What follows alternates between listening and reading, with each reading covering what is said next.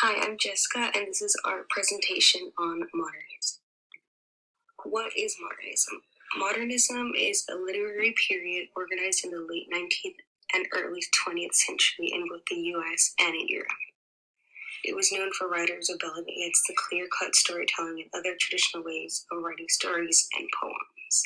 Modernism began around the early 1900s and ended at early 1940s. It reflected society during and after World War I. And the themes rolling around modernism is the disillusionment of the American dream and the loss of everything during the war. And sometimes it's paired with a hope of change for the better. There's the Modernist Manifestos, which is a small selection of manifestos created by different writers discussing different themes, but ultimately all against the thinking methods of traditionalists.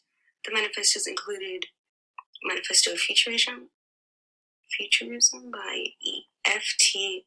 Marinetti, Feminist Manifesto by Mina Loy, a retrospect by Ezra Pound, Novel de Meuble by Willa Cather, Spring and All by William Carlos Williams, The Negro Artist and the Racial Mountain by Langston Hughes. And basically, Manifesto of Futurism is about the Italian art movement founded by Filippo Tommaso Marinetti, which is futurism, and basically in the manifesto, it's the futurist's desire to abandon the past and embrace the future. And they talk about politics, language, entertainment, and the future of Italian art. And in that politics area, according to Marinetti, fascism is the extension of futurism, which is interesting.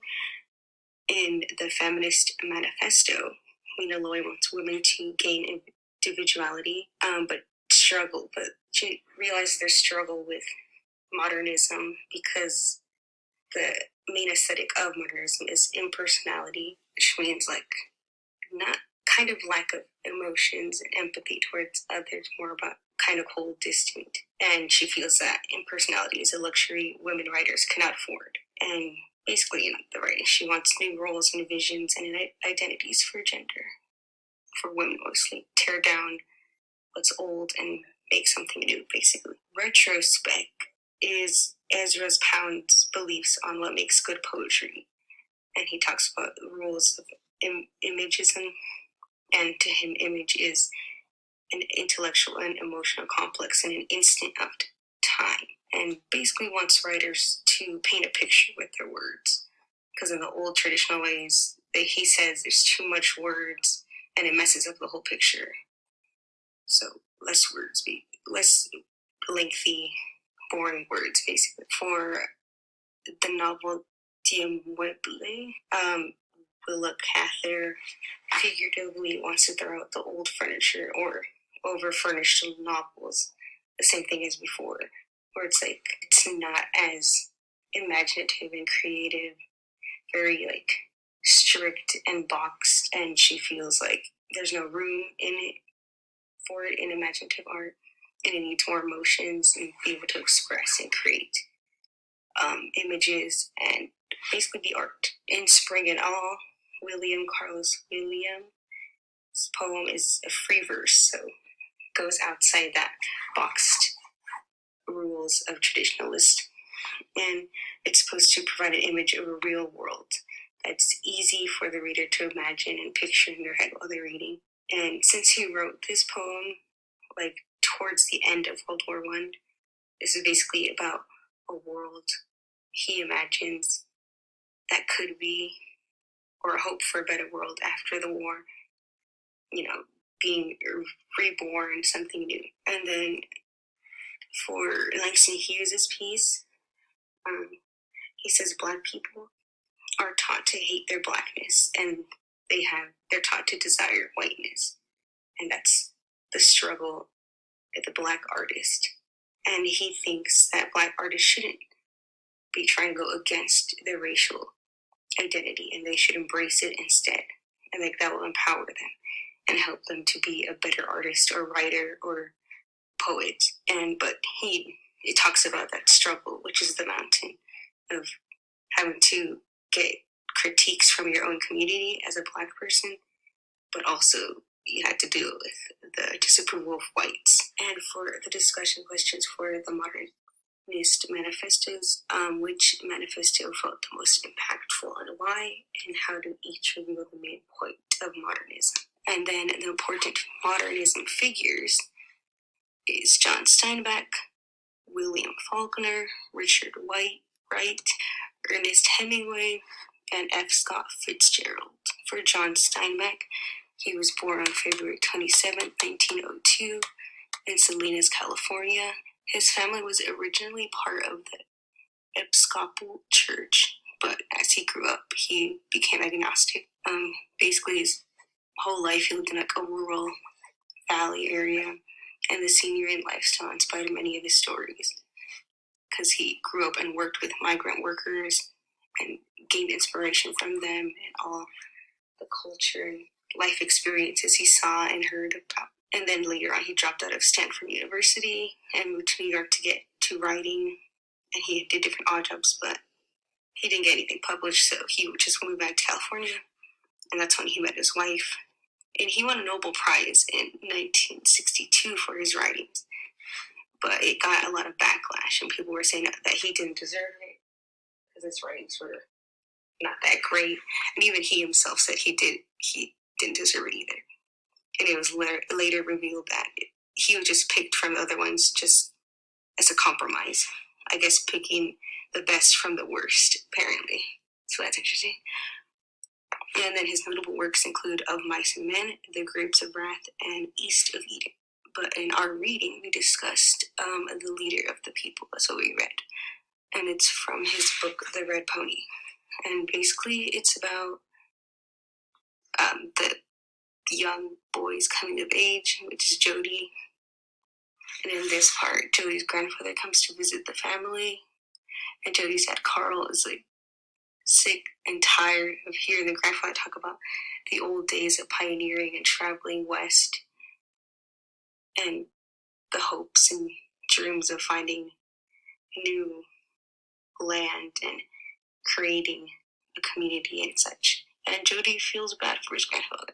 Throughout the piece, he sees his grandfather, like, and how old he is, and even describes him as small and thin at one point. Ties into modernism is that breakaway from traditional and old generation values and styles.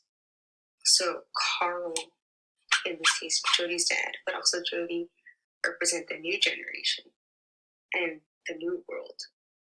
And grandfather represents the traditional old ways of the pioneers. Grandfather's thoughts and stories don't fit in with modern worlds, situations and ideas and dreams and goals. Like work then is way different than work it is now. And I think that ties up well with modernism because it's modern. It's a new world. Things change and it will never be the same. And the discussion questions are, do you think every generation goes through this process with the next new generation? And how does this story and this scene in Jody's life fit in the journey towards manhood? I was writing about Richard Wright. He was born in Mississippi, and he was considered to be one of the most famous African American authors of the 1900s. Some people saw him, or like if you Google his name, it says that he was seen as a major voice for African Americans. He wrote and published a book named The Native Son, and this was about a study of how African Americans who were like underclass were brutally oppressed and how much they faced violence and hatred from the white world. He also, some of his writings was kind of showed people, if you were a Black author, how you should approach a white audience. So people, like if they were white and they were reading something that you wrote, how you could approach them so they wouldn't take it as a negative thing or positive, whatever. Something about him was that, like from his life, is that his father left when he was 5, so he moved around a lot, and he lived with different relatives and was raised in extreme poverty. So he lived in this very segregated South, which added to him like realizing that black people were hated from like white people hated black people. And then in 1935, he started to write fiction, and he moved to New York City, and he published like 4 short stories about the devastating effects of hatred and humiliation of people who were black. He moved to France in 1947, and there he was really famous.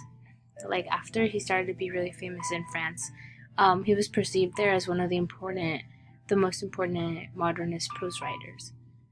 Um, his immersion in the Marxist doctrine gave him tools to represent society as it was divided into antagonist classes, and then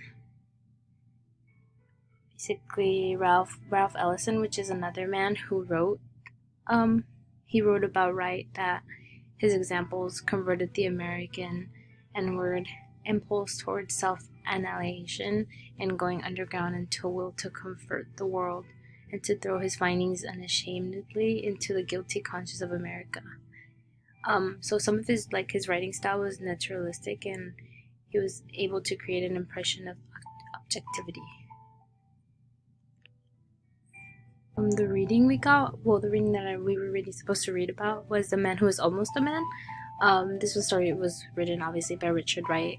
It's a tale of a young boy from the rural South and how he's coming of age because everyone from his job, because he works in a farm, from his the people he works with to his family treat him like a child.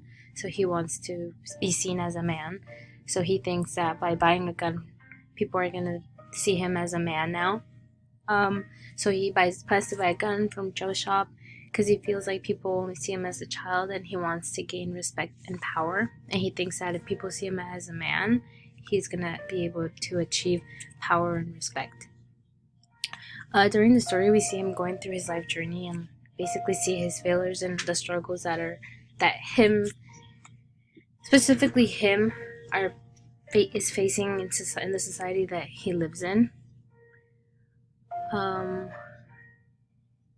He ends up buying the gun and he accidentally shoots the mule, and then he's kind of sad because everybody laughs and he just feels like he didn't belong. He thought that after buying the gun, people were going to think he was a man, but it was the opposite. People thought he was more of a child because he looked away when he shot it and instead killed the mule. So people thought he was more of a child because of that. The society that he's living in is all classes, and so in the summer he works really hard to earn money to pay for clothes and school books. I think that this was a modernist writing, or I connected to modernism because you think that maybe he would write that he finally was able to get what he wants, but he gets the opposite. So in the end, he goes back outside and he grabs a gun, and then he shoots it, and he finishes the barrel, and then he realizes that he's never going to be treated as a man there. So he goes into the empty train part and he leaves.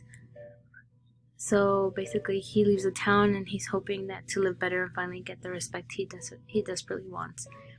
This and other writings by Richard Wright show that he was a major voice for African Americans, as I said, during the modernism period of the 19th and 20th centuries. So basically the character in the story relates to modernism because he was rejected in all society and by people, and especially how his family treated him. He was in pursuit to what he wanted, which was to be treated like an adult or a man in his life. So he's kind of different as a modernist. So I'm going to also be talking about William Faulkner. Around the 1920s and 1936, William Faulkner had already published multiple novels, I spelled that wrong, about families, childhood, sex, race, obsessions, time in the native South, and the modern world. His writing had invented voices from sages to children, criminals, the insane, and dead people. He made a lot of cool stories. I actually googled some of them. They're pretty good. In 1915, he dropped out of high school and then he didn't pursue any more school. But because his family was kind of like famous and he had a lot of connections, he got a lot of employment from different places, but he didn't like any of them, so he just quit all of them. In 1919, he started to write poetry. He kind of like had a mix of Shakespearean, pastoral, Victorian, and Edwardian modes, and he also would write with like French symbolism. He also wrote the novel named Flags in the Dust, which was shortened, and that's kind of the one we read. That's about Sartors. And he focused on interconnections between the white Southern families and their communities. Because of World War II, his work became more traditional. He began to write about poor white families in a county called Yoknapatawpha. I don't know how to say that. And it's also like where we read the barn burning. It's in that same country, the little same county that he made up. Because there was a big decline in like the white aristocratic families. His reputation grew a lot higher in 1947 after he had published The Portable Falconer, which was an anthology of his writings. His novel Barn Burning and many of his poems were what made him a modernist. He wrote his own style of writing, which was not like any others, and he would mix different peoples. Like he would add different types of people. Some of them were dead or like insane, or they were criminals and children, and he would mix them into his writing. Many of his works were thought out to be a masterpiece, and he also helped to write movies in Hollywood. One of the novels that he made was named as I Lay Dying, no mistake, which was a dramatic experimental attempt at psychology. He won a Nobel Prize in 1950, and then he was considered to be one of the greatest writers of the 20th century. At the beginning, he was seen as a Victorian, and so he transitioned to modernist.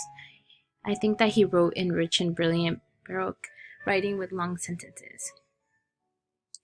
So for the reading we wrote, which was Barn Burning, I thought there was 4 modernist themes found in the story. Faulkner's writings were self-conscious modernist writings. He wrote a book by book as an unrelenting experimenter, trying to expand his innovative accomplishments of writing. So he made up the country, as I said, the little county, and then this was about a poor white family and a young boy named Sardi. So he faces the internal conflict of either taking his family's side, even though the things that are being done, not by like the whole family, but by the dad, the things that he does are wrong, and then they lead him to go to court, or he should abandon his family. The themes of modernism that I saw, I feel like one of them is the inner thoughts from Sardi that we hear. Whenever we're reading about any of his inner thoughts, they're in italics, so we know when it's like him. And then his perspective makes it modernist because it's a different form of writing, and the experiment with inner thoughts and the inner conscience. Another thing that makes this a modernist, is the story moves in different time. It starts off like in one day, and then suddenly it's days later, and he's going back to court, or he goes backwards in time about how his father was in the war, or he goes forward in time about his father doing something about the carpet. So another thing is the name of Sardi. So like his full name is kind of a higher class than his dad's. So we kind of portray his dad as to see him as like someone who's not above his son. So we think that his morals aren't as high as his son's is. His father forces him to lie to court when he burns down the farms from people, and he like forces him and his brother, the whole family. And then, so I think that the morals of Sardi are a lot higher than his dad's. And then the family shows themes of modernism because the father doesn't fit into like any of the white upper class society, but he also doesn't fit into the black servant classes. So I think he builds up anger inside because he's not either a rich white person, but he also disgraces the black servants.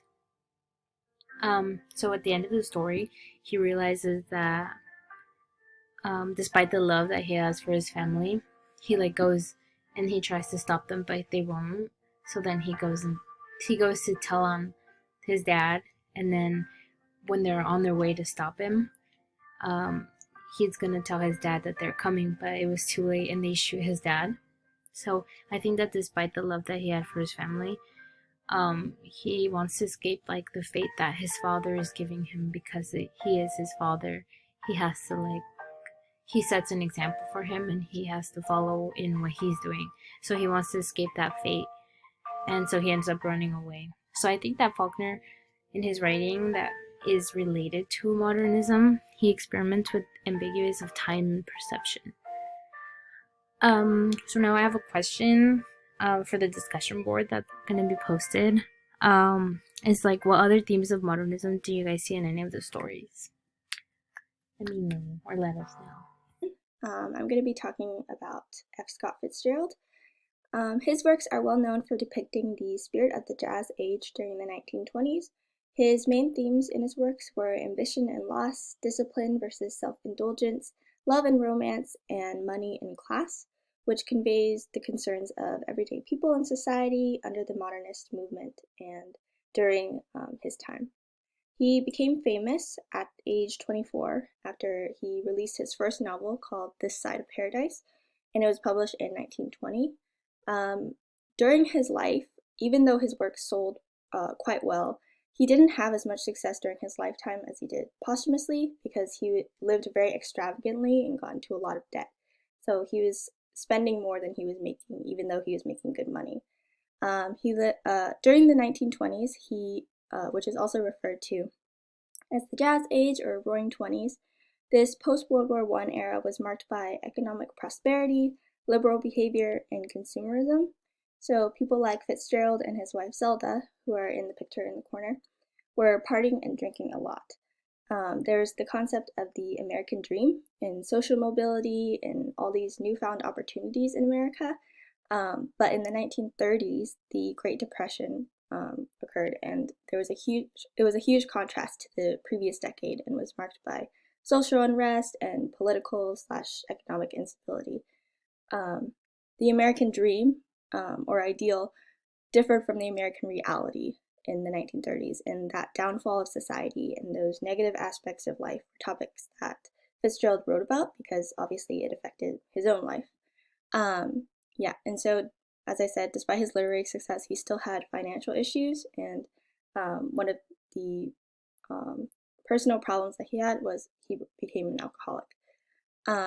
He eventually died of a heart attack at age 44, and in his lifetime, he completed 4 novels and 178 short stories.